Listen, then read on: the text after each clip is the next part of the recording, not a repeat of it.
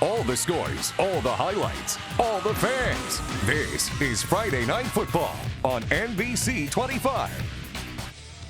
Good evening and thank you for joining us. I am Corey Kopic and we have a whole lot of football for you tonight. We're in the last week of the regular season with interesting matchups all over the board, but perhaps the most interesting is a non-conference game between 7-1 Birch Run and 7-1 Lutheran Seminary. The Panthers have had a strong season with their lone loss coming at the hands of the nearby neighbor Frankenmuth. Saginaw, Michigan Lutheran Seminary has the unfortunate luck of playing in the same conference as Ithaca, so they're often overshadowed by the Yellow Jackets, but it's hard to overlook a team that's outscored the opposition 325-62. Let's get to the highlights. These are two teams that don't play each other very often, and both were looking forward to the challenge as they both get it done in similar fashions. During the opening drive of the game, Birch Run decides to go for it on fourth down, and it blows up in their face as Andrew Schroeder sniffs it out and stuffs the play, and it's Cardinal ball. On the ensuing possession, Lutheran Seminary gets into the red zone, and they shoot themselves in the foot. Nathaniel Lindlaw fumbles the snap, and Justin Elliott is Johnny on the spot with a recovery, and it's Panther ball going the other way. Later in the quarter, the Cardinals get on the board. First, as Lindlof throws a perfect ball to Casey Williams on the out route, and Williams does the rest by himself. The missed PAT would make it 6-0 Lutheran Seminary. On the next Panther possession, they're going for it on fourth down again, and this time it works, sort of. Joel Copian takes the quick hitter, makes a couple of moves, rips off a 15-yarder, but as he's going down, there's Williams again, this time getting the job done on defense. He strips Copian of the ball, and we have another turnover.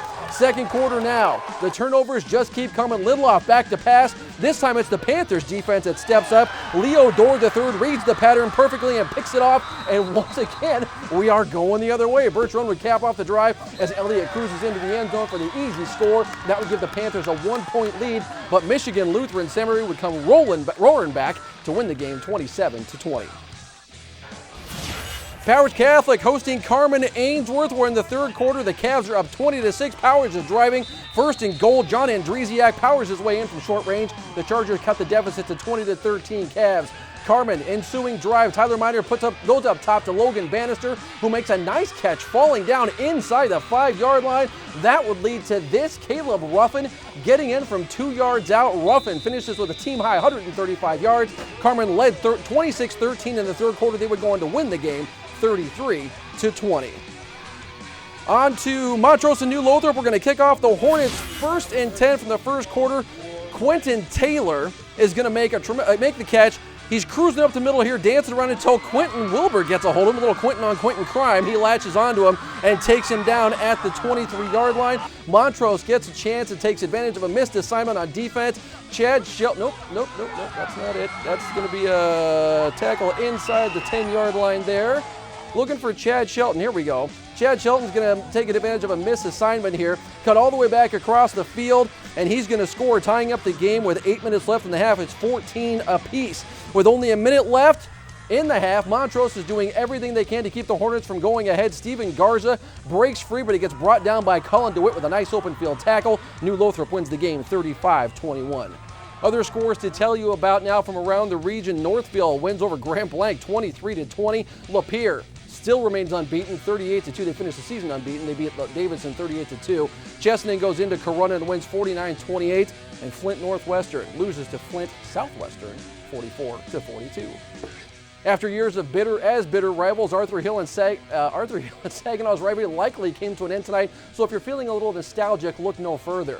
And Beecher was one win away from completing a perfect regular season. All that stood in their way was Byron. We'll be right back.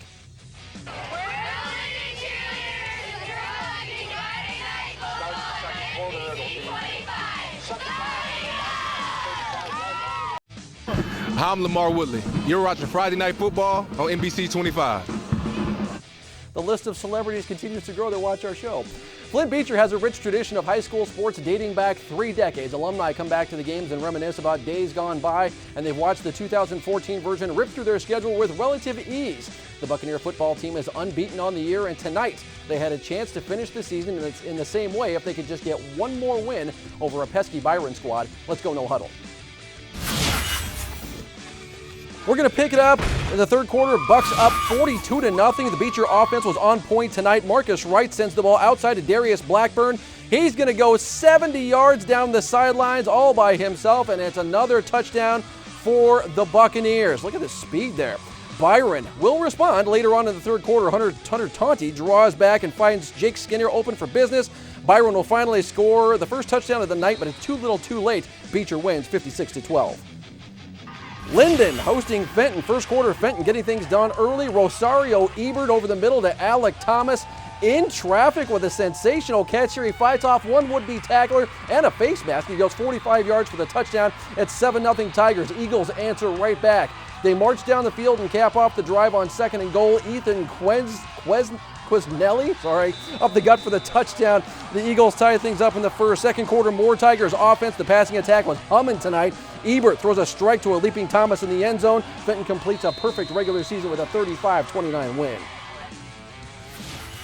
Saginaw High and Arthur Hill. Trojan alumni Lamar Woodley joining the 100-year rivalry. Maybe their last meeting. We're to take it out in the second quarter. Dante Thomas puts his head down and plows into the end zone. That made it 14-0 Arthur Hill on the ensuing drive. Saginaw High's Adonis Scott will hand off to Elijah Woods, who swats away a tackle for a first down until he gets pushed out of bounds, but it's not enough. Arthur Hill wins 28-0. On to Frankenmuth and Vassar. Frankenmuth duked it out with Vassar. Third quarter, Eagles quarterback Josh Sapansky stumbles into the end zone for the touchdown, and it only got worse from there for the Vulcans. On the ensuing kickoff, Frankenmuth reaches into their bag of tricks with the onside kick. Bennett DeWan recovers the loose ball, and here we go again. On the next Eagle possession, they get a little sloppy. Jared Davis fumbles the exchange, and Vassar's Lamont Morrison scoops it up and takes it to the house. Next possession for Vassar, they're going to try their luck with the onside kick here. To no avail. Riley Fazeski is paying attention. He recovers the ball. Frankenmuth wins easily tonight, 46-34. On to some more scores now. Midland and Midland Dow went at it. Midland Dow too strong. They win 35-17. Swan Valley goes into John Glenn. Wins 31-6 on the road.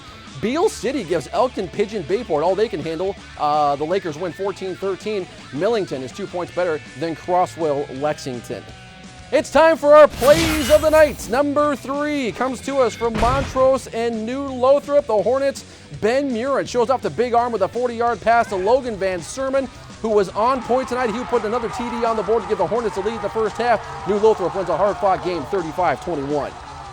Number 2, Fenton at Linden. Tigers getting things going earlier. Rosario Ebert across the middle to Alec Thomas in traffic, who fights off one defender and gets into the end zone for the 45-yard score. Fenton wins 35-29.